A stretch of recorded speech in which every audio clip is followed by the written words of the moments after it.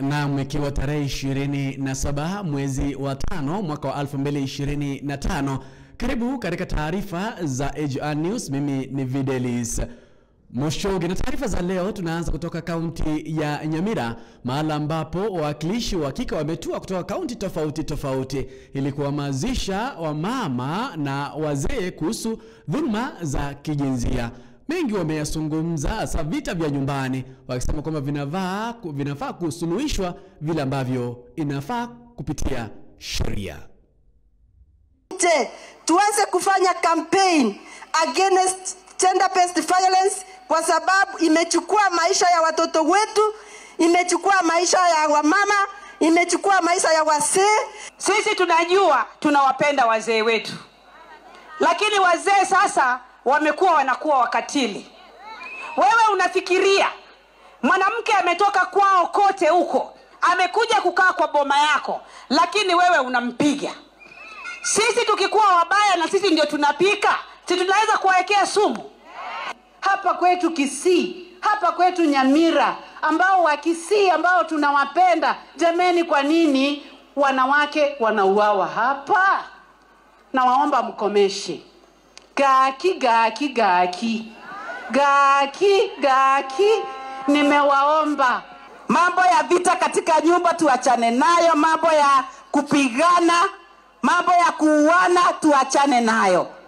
Kama ni pale nyumbani wakati wa ibada, wakati wa kumsifu mwingine, si mambo na kutumia nguvu.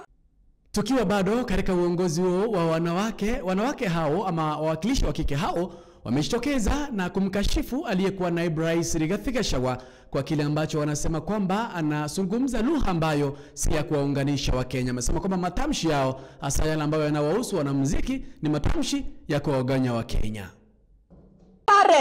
Ati hawa watu ni watu wake. Hawa watoto wetu ambao wanaimba hapa ni watoto wa Jerusha ama ni watoto wa Kenya mzima? Kwa hivyo hata ukiambia ati hawa artists wasiimbe, wasiende kudance pale, ati sijui watu wataenda, ni wewe. Sisi we are supporting artists 100%, waimbe. Hata wengine wa hapa mniimbie wimbo yangu yenye nitakuwa na kampeinia kule Vihiga.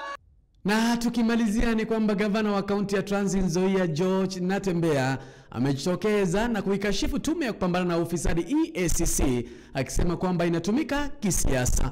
Hii ni siku chache baada yake kukamatwa kuhusu ufisadi wa shilingi bilioni 1.4, madai ambayo ameyakana. Aliyazungumza haya akiwa katika maeneo tofauti akifanya ziara yake eneo la magharibi mwa Kenya.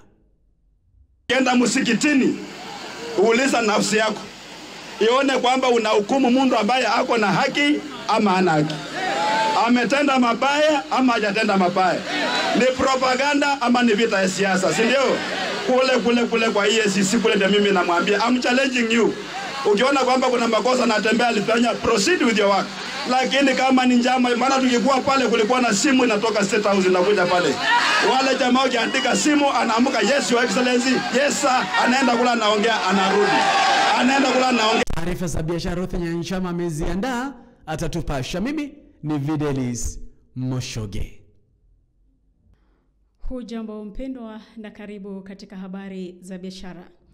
Tukianza ni kwamba wabunge wamemuita na kumtaka waziri wa mazingira na hazina ya utalii kujielezea kuhusiana na bilioni 4.5 zilizotolewa na hazina ya kitaifa katika kusaidia katika ukarabati wa Bomas of Kenya, huku wakitofautiana kuhusiana ni hazina ipi ingetoa pesa hizo zifanye ukarabati huo. Tunavyozidi kusonga ni kwamba shirika la kukusanya ushuru hapa nchini Kenya limefichua kwamba baadhi ya watu wengi wanaokwepa kulipa ushuru ni wale ambao wametengeneza kampuni gushi kutumia vitambulisho na pini za Wakenya wasiokuwa na hatia.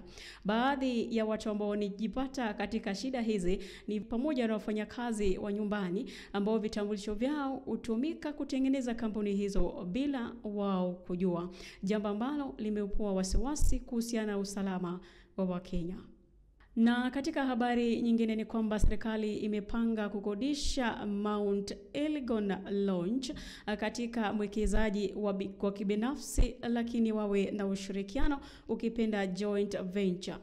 Kenya Development Corporation linalomiliki 72.9% linatafuta ufadhili katika kusaidia katika ujenzi wa vyumba vya kulala katika ekari 152. Nikomee hapo kwa sasa. Jina langu ni Ruth Nyanchama.